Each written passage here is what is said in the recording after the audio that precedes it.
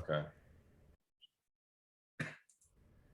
All righty, welcome. Hello, I am Heather Pierce Campbell, the legal website warrior. I'm an attorney and legal coach based here in Seattle, Washington, and serving entrepreneurs around the US and the world. Welcome to another episode of Guts, Grit, and Great Business. I am super excited to bring a new friend to you today, Ari Galper. And I should have asked you before we started, how do you say your last name? Galper, just like you said it. Galper, just like I Yeah. said, Right on. perfect. So big welcome to Ari Galper. Ari and I connected actually through our mastermind group. And once we had the chance to chat a little bit and I checked out his work, I knew this is going to be such an important conversation for us to have. I think that Ari probably does a lot of things that turn not only the sales conversation, but the sales world on its head because he's very unconventional and you're just going to love hearing from him today. So, Ari, welcome. I'm super excited to have you here. Thank you for having me, Heather. Looking forward to it. Absolutely. I have been too. So, for those of you that don't know Ari, Ari is the world's #1 authority on trust based selling and has been featured in CEO Magazine, Forbes, Inc. Magazine, Sky News, and the Australian Financial Review. Ari has created a unique and different sales approach based on trust and integrity called Unlock the Game. Designed so the dreaded act of chasing and the painful experience of rejection is eliminated forever, a feat never thought possible until now. It is specifically for business owners, consultants, and sales professionals who struggle with converting potential clients into paid clients. Many focus on growing their networks, having more conversations, i.e., the numbers game, but converting them into paying clients remains an elusive mystery.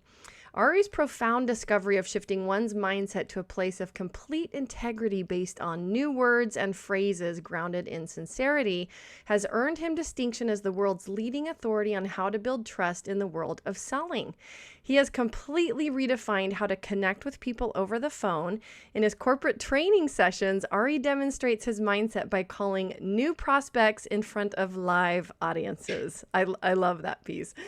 Ari's big lesson you'll learn today is that you lose the sale not because you haven't demonstrated enough value, but because you haven't created enough trust.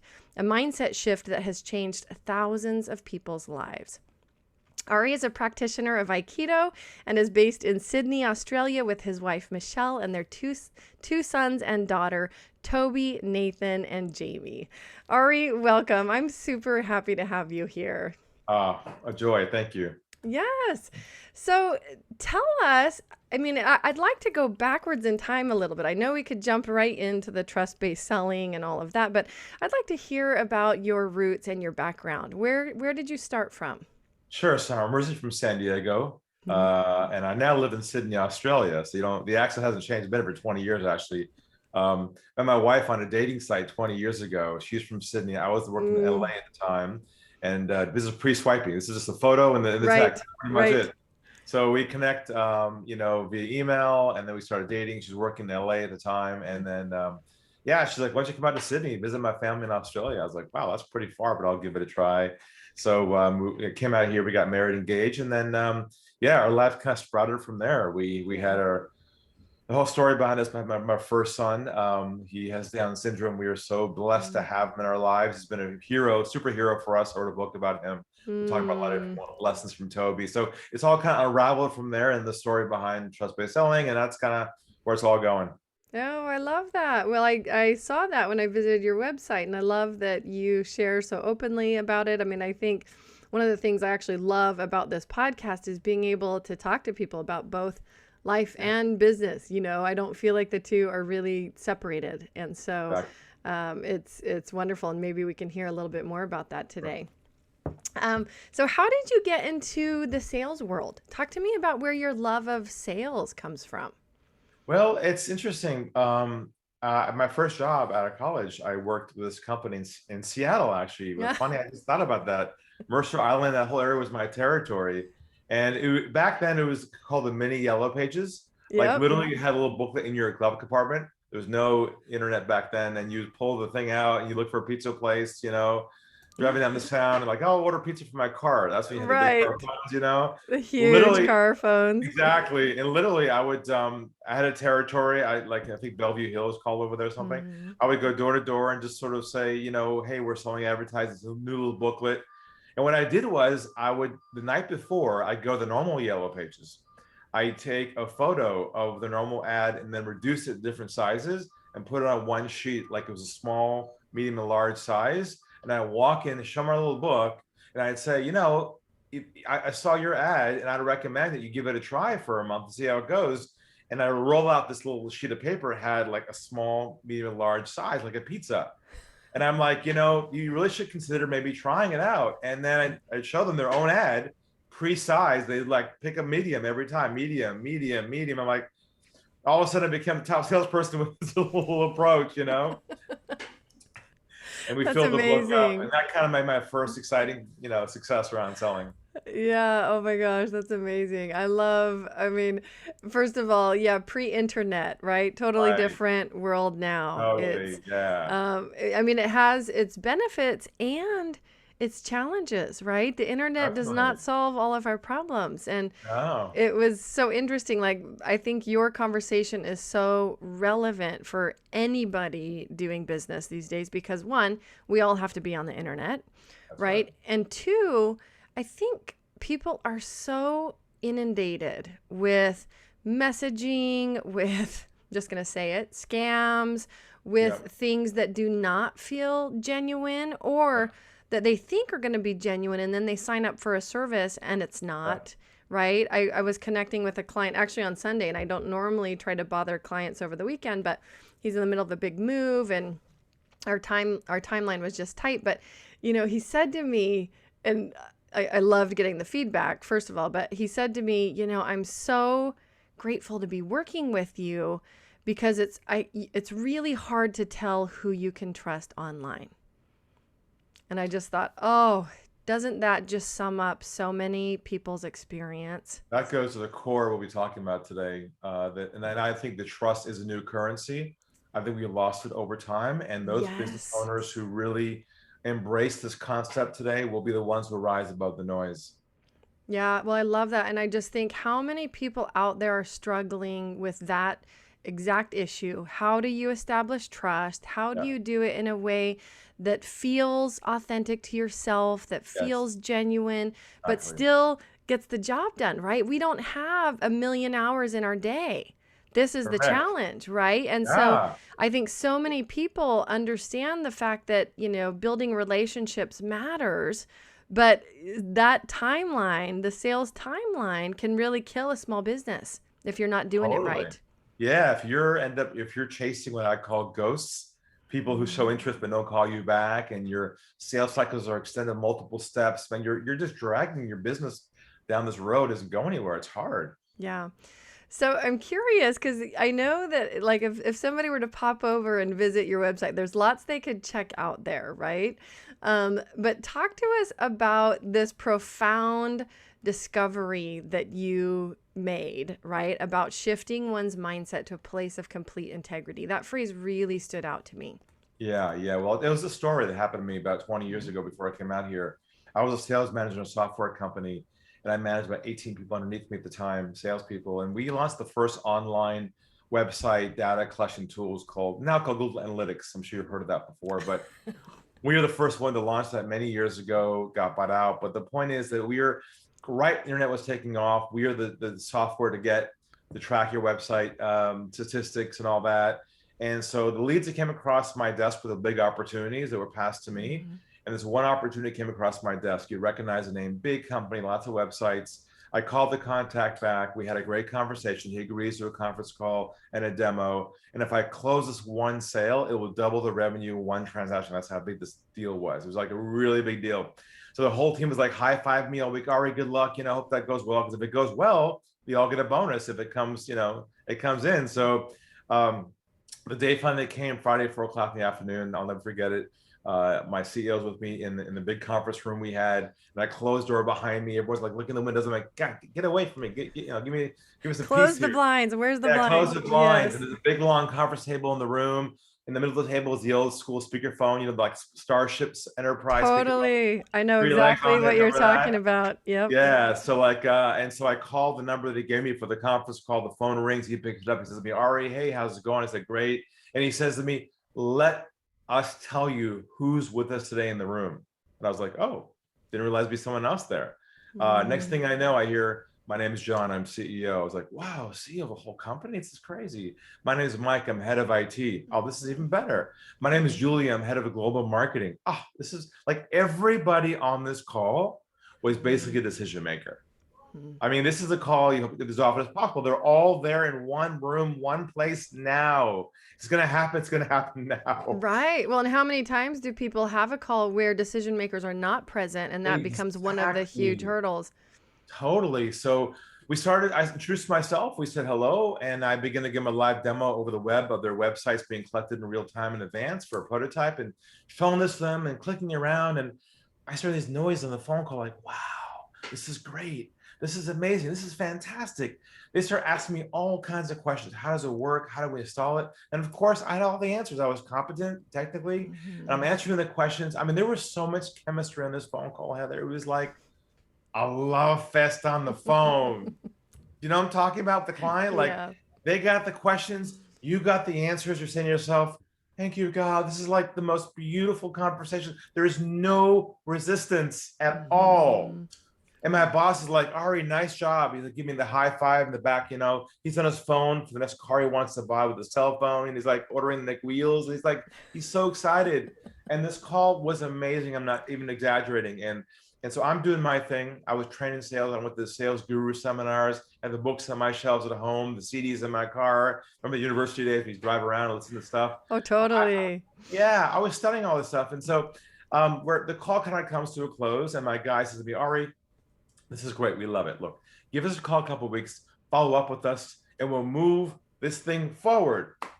I'm like, oh, thank you. This is like made my day, made my year.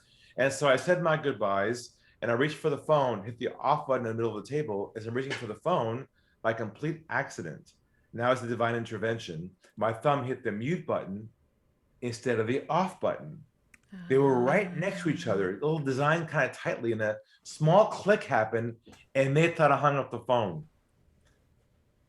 In that split second, a voice inside of me said, Ari, go to the dark side. Be a fly in the wall. Go where no one's ever gone before in the world of sales. Listen, you got nothing to lose. And my thumb pulled back for a couple seconds. They started talking amongst themselves, thinking I had left the call.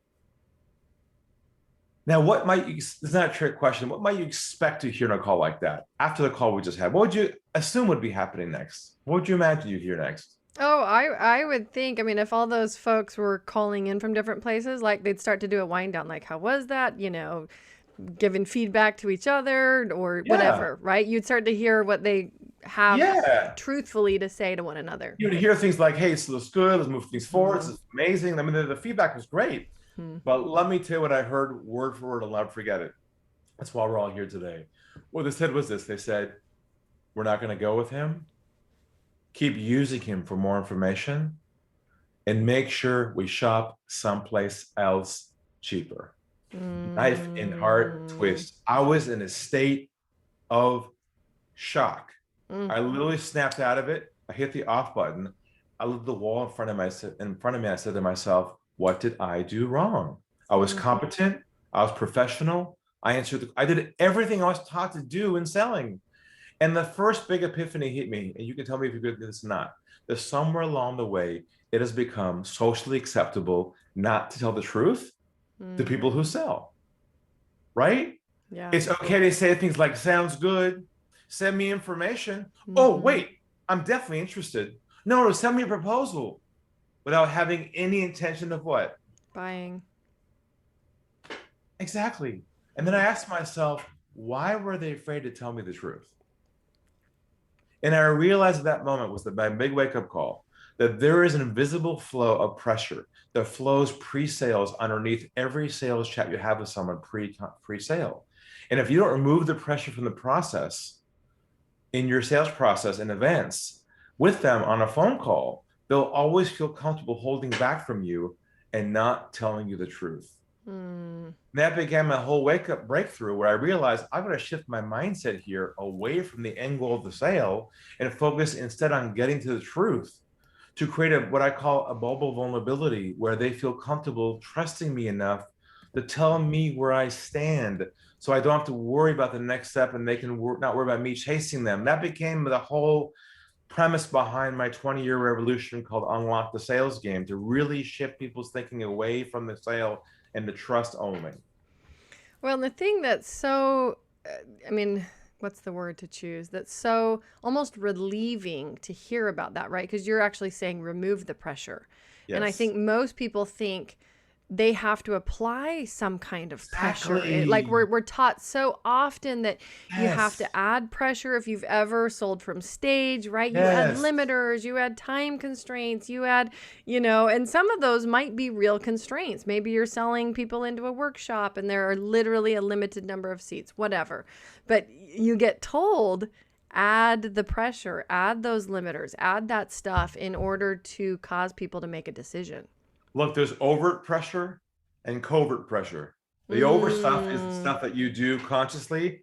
It's the unconscious stuff we'll talk about today that'll blow people away when they don't even realize they've been using their kind of old models that are still not applying to the new world anymore. That'll be the real shift for people. I love that. So I am curious what happened. What did you do, right, when you got off that phone call? Did you, Well, I was kind of in shock, and what happened was I quit my job about a mm, few months later, and I realized I've got to get out to the world and change the sales industry altogether, because this is probably happening to everyone out there, not just me. mm, I got stuck chasing them with phone calls. They never yeah, called me back. And yeah. this whole chasing game makes sales dysfunctional, inhumane, uncomfortable, and they're wrong. And I said, Mhm. I got to crack the code in this thing and help business owners and entrepreneurs just make it work without having to degrade their humanity in the process, And Right. we've been so conditioned the old way. And I'm like, I got to fix this problem. So I left and I started on my own back then. Got it. That's a big change. I mean, I think a lot of people probably wouldn't have made that leap. Did you know that sales was your thing? That that's what you were going to be doing for I knew that was my mission, mm, because I knew that someone had to tell the truth of what was going on here and mm. provide a new way of thinking, a new solution to crack the code. And now it's obviously been systematized, but that's what I'll be sharing today, some ideas around that. Yeah, I love that. Well, and it sounds like, because I know we were going to talk about some of the key sales myths that we need to detox from, right? Definitely. Yeah. That might be one of them, removing pressure rather than adding pressure. What Yeah. are, So look, we've been conditioned over the mm, years with certain things in the back of our minds holding us back. And we'll talk about some of those now. One key one is the idea that sales is a numbers game. Remember mm, that concept that the more calls you make, the more contacts you make, the more sales you're supposed to make? Well, we discover in this economy now, it's not about how many contacts you make anymore. It's about how deep you go on each conversation, how good you are at trust building, mm, not how good you are, how many contacts you make, which is a total mhm, flip of the model. mhm, The other myth is the idea that the sale is lost at the end of the process. And what we discovered is the sale is no longer lost at the end anymore. It's actually lost at the beginning, actually at ah, hello. And I'll prove it to you right now in a fun way. If someone calls your office tomorrow morning and you pick up the phone and you hear, "Hi, my name is, I'm with, we are a," what goes right. through your mind in about 3 seconds? How do I get off the phone? It's over at hello. Yeah. And I'm not suggesting that your folks are all making outbound calls, but I will make the case today that most of them are losing their opportunities not at the end of the process, they're losing it Mhm, at the beginning, which is a real flip in thinking. And the last one, you kind of mentioned the idea of pressure rejection is part of the process. You have to accept it. That came from the old school sales manager who said, hey, if you can't get out, if you can't take a no, you can't have a thick skin, you're not made for success. We discovered that rejection is triggered by certain things you say and do unconsciously that cause the other person to resist you. And I'll share what those are today to help a lot of people who don't realize things like that. I love that. Yes, I'm sure people are like, huh, what is it that I'm doing exactly? Because Yeah, we don't want to be doing those. So the trust-based selling approach Yes. was, where were the origins of that approach? Is it in the story you just shared? Yeah, it came from my experience Yeah. of being lied to and then dissecting why that occurred. Yeah. And then I realized responsibility wasn't on them.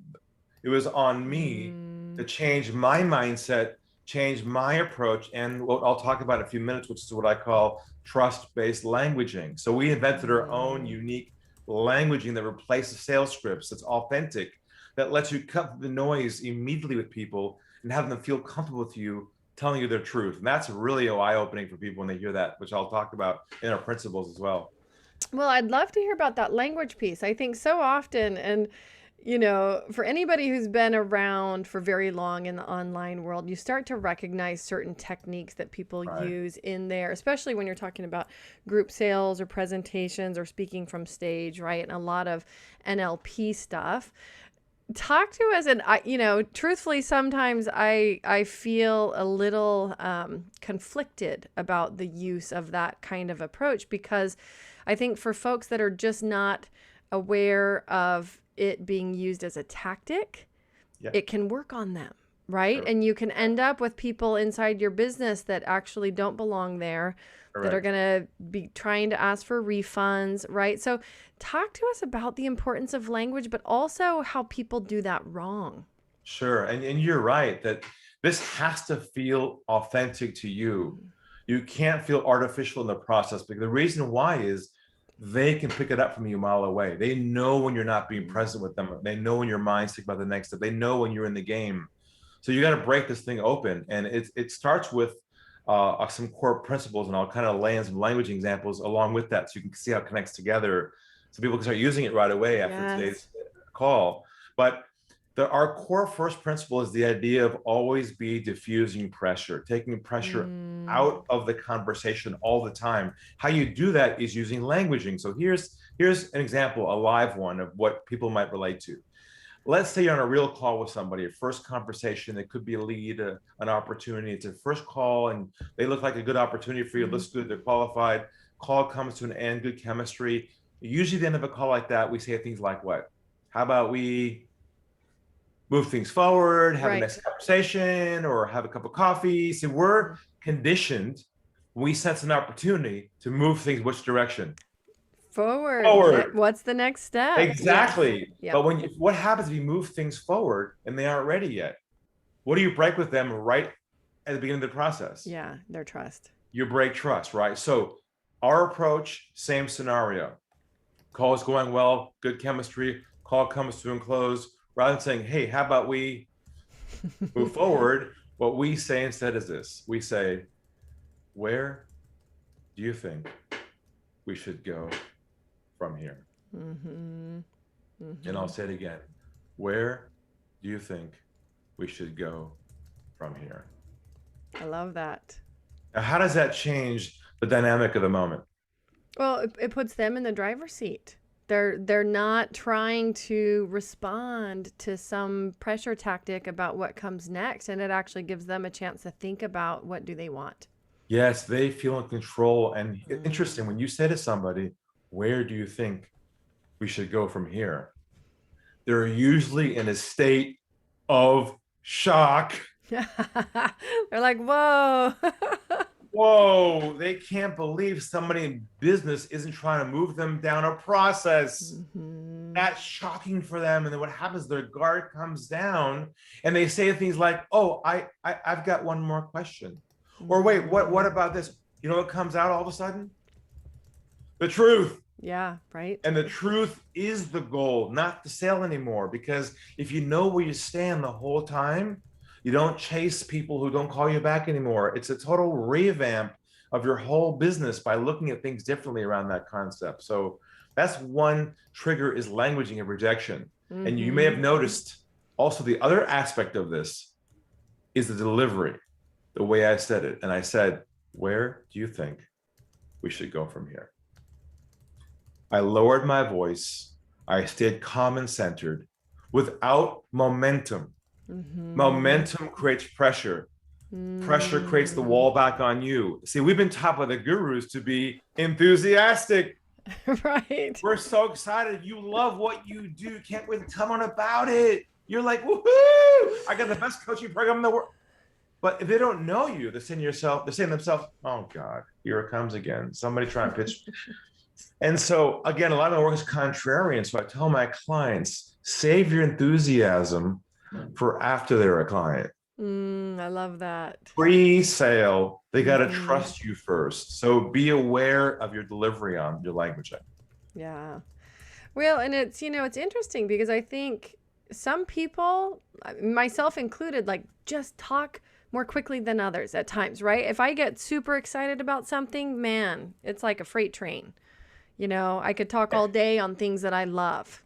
And we're not saying change who you are. We're saying Hmm. be aware of how you're being perceived in Right. your pre-sale process by someone who doesn't know you yet. What are they thinking when they're hearing sort of all of this stuff that may not be about them, but may be about you? It's sort of a conscious awareness because we have a tendency to backfill our own needs, to tell people things about ourselves, to make us feel like we're complete, to feel we're credible, to feel like we're convincing them. And a lot of this is about having a mindset of being present and being Hmm. in their world, not our own world. I love that. So always be diffusing pressure, right? Be mindful of your tone, avoid Yes. momentum. What other things do you share about that conversation? The other core concept here is the idea of what I call getting to the truth with people. Mm. Now, what does that mean? What that means is having your potential prospects early on in your process feel comfortable telling you everything up front. Let me give you an example of this. Recently, I had someone call my office. They got through my team, got to me, and the phone rang unscheduled. I picked it up and I heard Mr. Galper. I said, yes, my name is John Johnson, changed the name. I'm with XYZ company. They're a big company, global. And he says, I'm with XYZ company. We're looking to bring someone and change our sales culture and our sales team performance. We're looking at you and two other people. We'd like to know, first of all, Mr. Galper, why should we go with you? Why you're the best? And give me your best sales pitch. He says this to me of all people in the world. See, he's in the game. He expects me to start doing what? Selling. Yeah, because that's the Yep. game he's grown up with. Yep. So I took a deep breath. They're a big company. Went back to my mindset, lowered my voice, got relaxed, and I said this to him. I said, well, isn't that interesting? There's more. That probably is more. And I paused and I said, over here at our company, we have a very similar process to you where we ask them questions, gather information to see if we're a good fit. And if we're a good fit, we decide where to go from there. And I said to him, would you be open to that? That's all I said to him. Next thing I hear on the phone, nothing. Dead silence. I'm like, is he still there? Then I felt his breath across the phone. Like he lowers his shoulders. He kind of becomes human again. He lowers Hmm. his voice and he says to me, okay, what kind of questions do you have for me? Mm. Next thing I know, in 5 minutes, I discover one, he's not a decision maker. Two, he has no budget. And three, he's just curious as to what I do. Interesting. And I hung up the phone. Off he went to YouTube for my stuff. Now, what did my process just save me months of? Oh, time, heartache, right? False starts, all of it. Chasing. There's this drug in our bodies. It's latent, and it's triggered Mm. with inbound calls like that. You know, it's the drug is called. It's called hopium. You know the hopium where you get that phone call. Like, yeah, baby, I got the call. Woo! And you're like so excited. You're on this high, and then you call them back and you follow up and you get their voicemail like, oh, he's not there. Mm. Then you go to your computer and you open an email up and you write, hi, I'm writing you to what? To follow up on our, and I'm going to ask all your listeners right now and viewers to remove one key phrase forever from the vocabulary as of today and never use it again after the recording. And this might hurt just a bit if you've been in sales for a long time, but I'm going to ask everyone to never again use the phrase follow up ever again in their careers after today. Interesting. I love that. What's the only industry in the world that uses the word follow up? Salespeople, hi, I'm calling to follow up on our last meeting. There's a few more classic ones. I don't know if you know these ones, like I'm calling to check in, touch base. These Yeah. are all like 1980s language we're still using in this day now. That when you tell someone that, they associate you with that stereotype that everybody hates. Mm-hmm. So let me give you the language to replace that word with, okay? What you say instead is this. You say, I'm giving you a call to see if you have any feedback on our previous conversation, any feedback on our last meeting, any feedback on the contract, any see feedback's going where? Away from the sale. Follow-ups going towards the sale. Your goal is to reverse the process, remove the pressure, because that was what creates trust with people. I love that. Yeah, I'm still thinking about, I mean, hopium and even back at the beginning, right? Getting to the idea of the truth. I think so Yes. many people have given up on thinking they can have that, Yes. right? Yes. And you know what's happened because of that? They've gotten less bold, less assertive, and they become more passive, and they flow along with what the customer wants. The way I view it is this: it needs to be a doctor-patient relationship. They're the patient, you're the doctor. Right? Patient says my shoulder hurts. Doctor says, let me take a look. Is it over here? Oh, yeah. Oh man, we need to do an X-ray here. Really identify an MRI and it's going on there. Then I'll tell you what to prescribe to you to fix it. See, what we do now is the minute a potential client says to us, here's what I'm looking for, we say, great, I can help you with that. We don't probe. And when I say go under the iceberg with people to unpack their issues to get to the truth. And our whole model, I'm working on a new book I mentioned to you next year called The One Call Sale. Our whole model is how to compress your sales cycle into one conversation with somebody. So the truth comes out on one call and you know if it's going to be a yes or no versus chasing people who just never call you back. Right. Well, and what do you have to say to people that are sitting here listening and going, you can't do that in a call, one call, right? Because I think that's the first thing is like, no, it takes more time than that. The reason why they're thinking that is because they're still wedded to the belief system that their job is to build a relationship with someone pre-sale. I'm going to drop a bomb right now, okay? What I discovered is that relationship building and trust building can be mutually exclusive. What I tell my clients is build a relationship with someone after the sale, not before the sale. Before the sale, what you do is you build trust with them by going deep down around their issues where they feel the sense of resonance. And they say to themselves, wow, she just gets me. She just understands me. That's what real trust is about. See, what happens is we're so used to, hey, how's it going? Nice to meet you. Fantastic. How's it going over? See, we laid in thick in the beginnings. We're taught to believe they have to like us and know us to buy from us. Right. The truth is, they don't when you want to become your friend. What they want to do is solve their problem. I mean, think about it. They got a problem. We got a solution. Straight line of sight. What do we do in between? We fumble the ball. Oh, hi. We cross social norms and business norms. Now it gets all messy.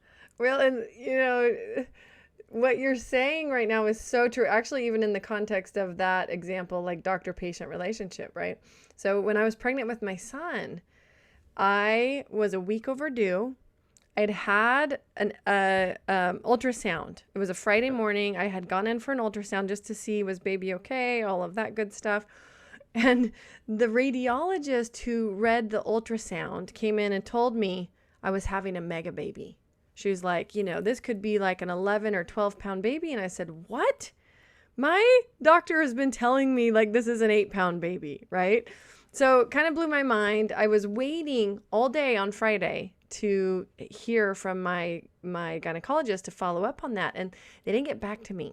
So here I was left heading into a weekend, a week overdue. I couldn't breathe. I was having anxiety and all these panic attacks because I literally couldn't breathe and he wasn't dropping down. And this point about you don't want a friend. You want somebody to solve your problem, right? You don't necessarily even need the relationship. You want somebody to solve your Correct. problem. This was the place I was in. I didn't care who there was in the office. And what I did is we called them. It was like 4 o'clock on Friday. And I said, look, this baby's not dropping. I just got told that, it's a mega baby. I need somebody that actually, is familiar with my file to look at this and call me back. And, I applied some pressure. We'll say that. I'm driving to your office right now, and I'm not leaving until somebody does that, because I'm not going into a weekend not knowing what's up with this baby. So I got there at like 4:30, 5 o'clock, and my doctor wasn't available, but another doctor was. And his nurse came out and said, Dr. Loudermilk has reviewed your file, reviewed your images from this morning, and he'd like you to come in tomorrow morning. He is the on-call emergency doctor, and he's going to deliver your baby via C-section. Right. Problem solved. That is all I needed to know, because I was getting all this wrong information, and somebody told me to schedule a C-section. It's going to be 10 days out. I'm like, awesome. So I'm 7-8 days overdue, and I have to wait 10 more days to have this baby that's not dropping. Like, this is just not going to work. So right? you were looking, you wanted a truth teller, someone to Yes. tell you the truth and to help you. That's what you were looking for. And he did that. He looked at the images and he said, this baby needs to come out, and I will do it tomorrow morning. And he became my favorite person on earth in that moment, and for years after, because he solved that problem. Yeah. I'm working on a new bumper sticker right now. It's got 4 words on it. You know what it's going to say? Doctors don't do coffee. Right. Right. And that's the mindset you have to have pre-sale going forward. You have to stop trying to build relationships with people and focus on their deepest problems. That's all they want. You know what we also do when we mess up? We also do a lot of free consulting, free education. We give away all this content. And I'm like, stop. There's another bomb coming right now. I say, stop giving value to people pre-sale. Instead, give them clarity around their problems. See, the clarity you got, the doctor saying, we'll do it tomorrow, didn't solve the problem, baby's still in there, but it gave you the relief and the clarity to know that he's the one to solve it. It's the same metaphor. Yeah. Yes. And your clients sound like my clients. I lecture them as well around, like, stop doing that. Stop giving away your services for free. It's not helping you. Correct. What's your coaching for people on how to start a conversation the right way so that you are able to get to the truth, right? Because we're talking about what's happening at the end. How do you start a conversation the right way so that you're not headed down the wrong path? Beautiful question. So let's assume you have a scheduled call with somebody, okay? They're qualified.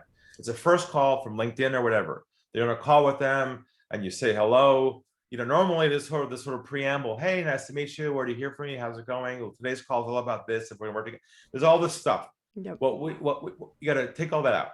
So when you say hello, nice to meet you. Then you say this. If it's okay with you, always ask permission. Can we start with you? Share with me a little bit about your situation, a bit about your story, about your business and challenges, and we'll go from there. How's that sound?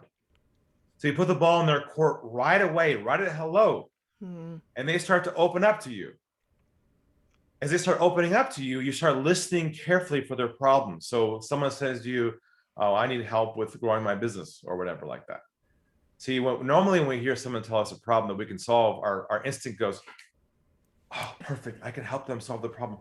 Wait, let me tell you what, I've got case studies. I can see. Instead, you got to say this, and here's the magic phrase. When they say their problem, you say, can you tell me a little bit more about that? And that now goes to a free space where they now open up more. And you say, well, how long has that been an issue for? Wow.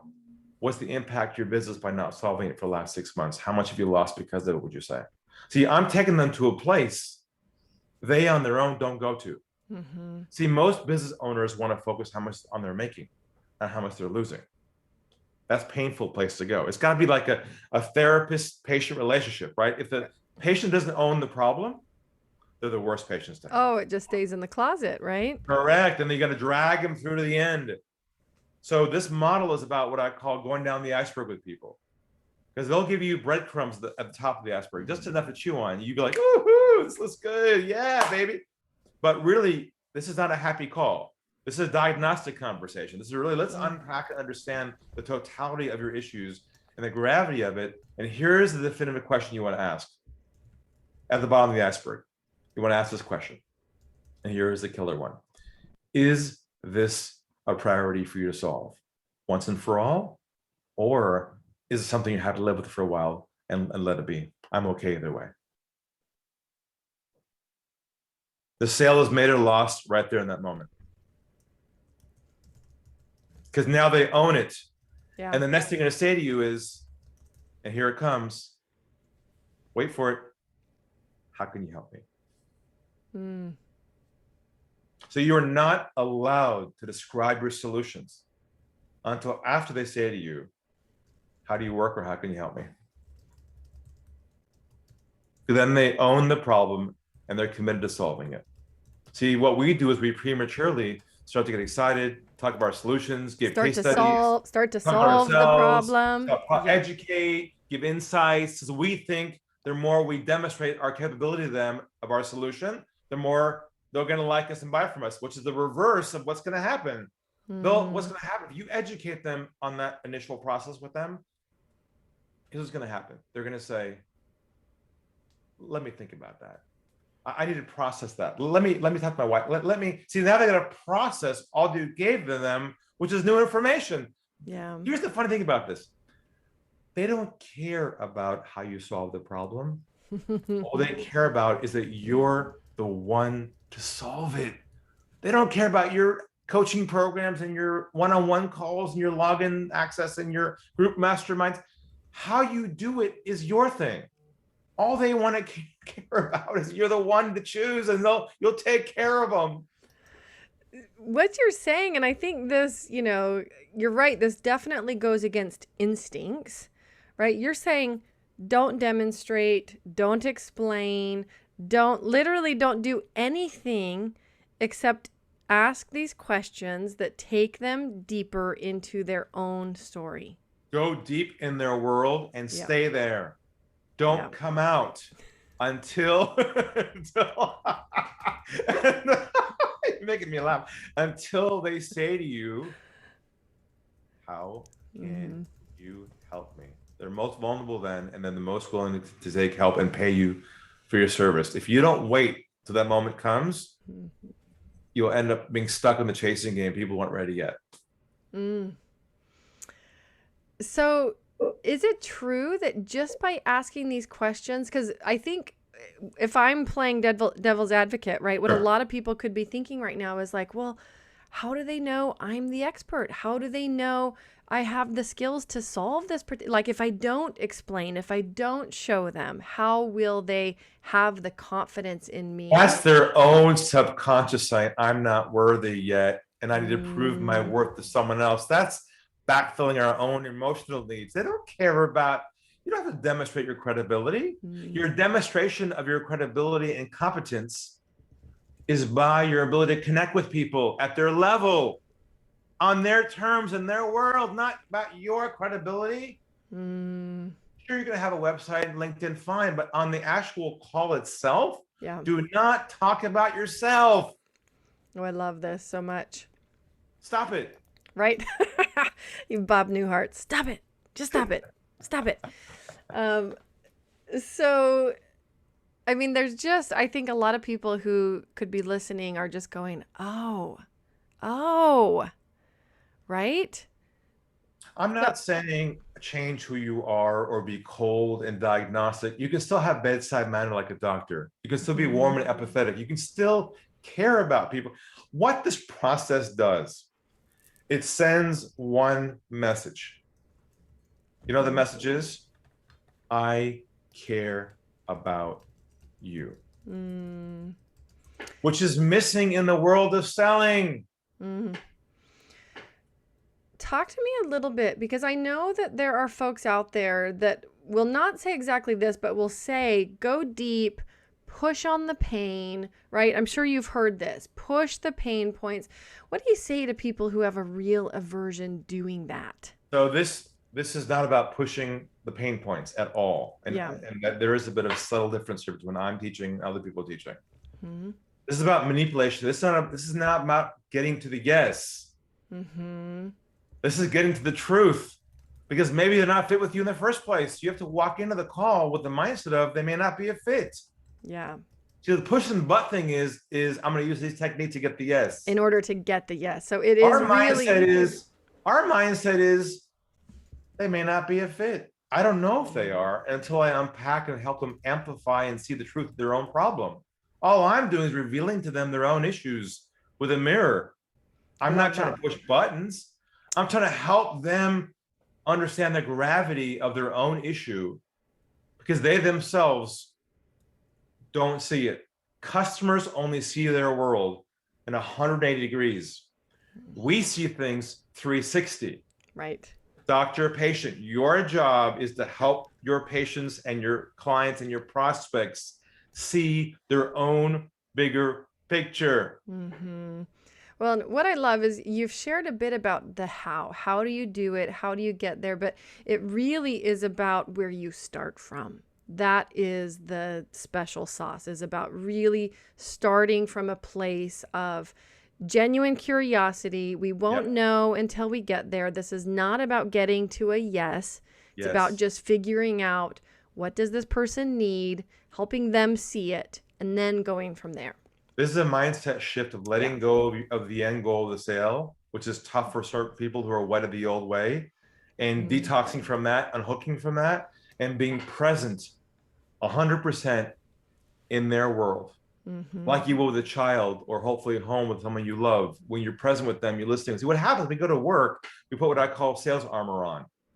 We change our whole approach. We get ready for bullets coming our way. So we get kind of like, we get all teed up for the call. Like, hi. And one of my clients last week played a recording from one of his sales calls and one of his consultations. And I was talking to him. I said, go ahead and play the recording. He goes, sure. And his whole voice changed on the call. I'm like, what are you doing? Do you realize you're amping yourself up? Like, hey, I'm like, what are you? Dealing Oh with all that adrenaline. he's like, oh Yeah. my God, I didn't realize. I said, you're getting ready for battle is what you're doing. Mm, You're putting your energy up to prepare for rejection in case it comes. What we have to do is work with you to eliminate rejection ever happening. yeah. Well, and it's, I love that too, because it's if you take away the goal of always getting to the yes, it eliminates, I think, so much of that pain associated with that rejection point, right? And I mean, I just think sales is so brutal for so many people out there running around and just doing it wrong. Because resistance and rejection can be removed if in the beginning of the process you do it right. Yeah. See, we accept pushback and chasing as normal. We assume that's part of the game of selling. That's the way it goes. Not in our world. We Mhm. never trigger it. Yeah. Oh, I love that. Oh my gosh. Ari, this has been so good. Holy cow. Here we are almost at the top of the hour. I love the points you've made about how to do it the right way. I love the really, true highlight on the mindset that it takes to set yourself up to do it the right way. Yes, definitely. For folks that are still listening, now, do you have a free gift for listeners today? I think Look, yeah, there's an overview intro course you can take for free. Just go to my website, unlockthegame.com. It's right there. You can't miss it. And then reach out to me on LinkedIn. Just say hello. Yeah. If you got value out of this, I'd love to hear from you. But that's the place to go to really start to enter our world and see if it's fit for you or not. So good. Well, and I believe your trainings, your content is really for consultants, coaches, right? A whole wide swath of people. I imagine service professionals.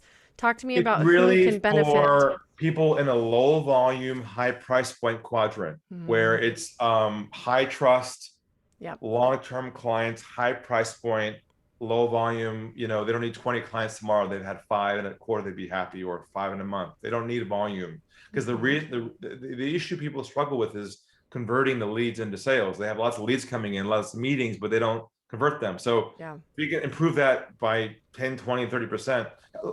In my book I'm writing right now, and I write this in there, I said, my expectation of you, the reader, is if your prospect on the phone is qualified, meaning they can afford your fee and they have your problem, you should be having 100% success rate on every single call. I love If you're that. not, you've messed it up.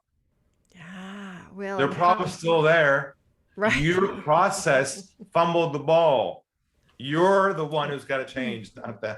Yes, yes. Well, and taking ownership of that, I think is just so freeing, realizing like it's in us to do this conversation the right way.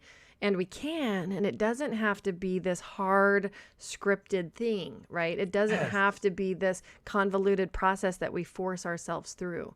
Correct. Success is based on you taking responsibility for making changes to yourself. Yeah, absolutely. Oh, I love that. So if you're still listening, be sure to hop over. We're going to share Ari's website, including the gift to his free introductory course, and more, including where you can connect with him on social media. I personally am a huge fan of LinkedIn, so Ari and I are already connected there. Check that out at legalwebsitewarrior.com/podcast. Ari, what final either takeaways or action steps do you have for folks that are still listening? Look, I mean, I'll just say one last thing, and I know it sounds kind of crazy, but stop selling. Hmm.